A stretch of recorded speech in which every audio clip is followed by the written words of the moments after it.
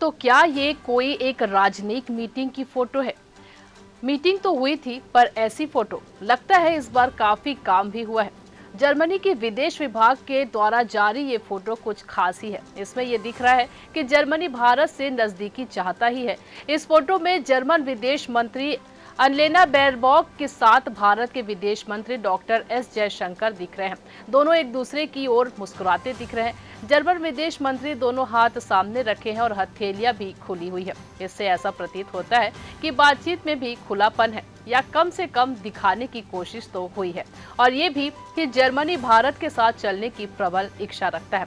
पर ऐसा कैसे हुआ? जयशंकर के साथ जर्मन विदेश मंत्री की ये फोटो म्यूनिक सिक्योरिटी कॉन्फ्रेंस से है। आपको मालूम होना चाहिए कि जयशंकर इस कॉन्फ्रेंस में पहले भी क्रांतिकारी बयान दे चुके हैं और पूरा यूरोप सन्न रह गया था।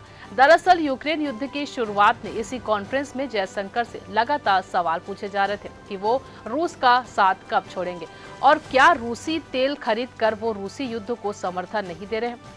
जयशंकर ने और जो कुछ कहा सो तो कहा, लेकिन इसके बाद एक सटीक जवाब ये भी दिया कि यूरोप को उस मानसिकता से बाहर आना होगा कि उसकी समस्या दुनिया की समस्या है, पर बाकी दुनिया की समस्या से यूरोप अनजान बना रहेगा। उनका ये बयान पूरे यूरोप में और बाकी भी पश्चिमी दुनिया में छा गया है। खुद जर्मन चांसलर ओलाफ स्कोल्ज ने भी इस बयान का हवाला दिया और ये माना कि यूरोप को अपनी नीतियों में सुधार करने की जरूरत है। म्यूनिक सिक्योरिटी कॉन्फ्रेंस में उस साल के सारे चर्चित बयानों को एक जगह पंजीबद्ध किया गया, तो उसमें जयशंकर का दिया बयान भी शामिल था। बाद में इटली के नेता जियोर्जिया मेलोनी ने भी जयशंकर के बयानों का हवाला दिया और कहा कि यूरोप ने भी अब पूरी दुनिया में अपनी जिम्मेदारी समझना शुरू कर दिया है। भारत ने अपनी नीति नहीं छोड़ी और आज जर्मनी हर तरह से मुश्किल में है।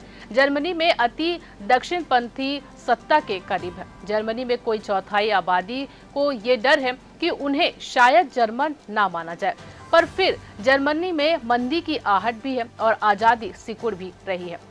नए तकनीक पर काम नहीं हो पा रहा है और हालांकि देश में बाहरी लोगों के प्रति द्वेष बढ़ता जा रहा है। जर्मनी को कानूनी रूप से भारत जैसे देशों को अप्रोच करना पड़ा है कि वो अपने कुशल कर्मी जर्मनी में सेवा के लिए वैधानिक रूप से भेजे।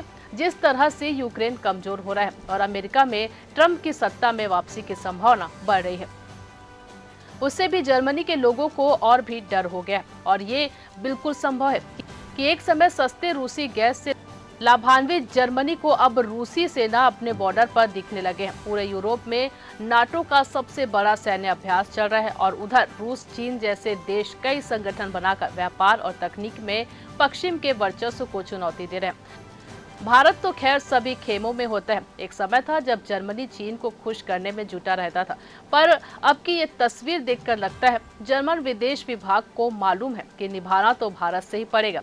तो इसलिए ये बॉलीवुड स्टाइल की तस्वीर साझा की है अपने सोशल मीडिया अकाउंट से। ये खबर लिखी थी आपके लिए हमारे साथी दुर्गेश कुमार दुबे ने। मैं आपके साथ ललिता चक्रधारी। खबरों से अपडेट रहने के लिए बने रहिए न्यूज़ प्लस 21 पर, आपके हक की बात।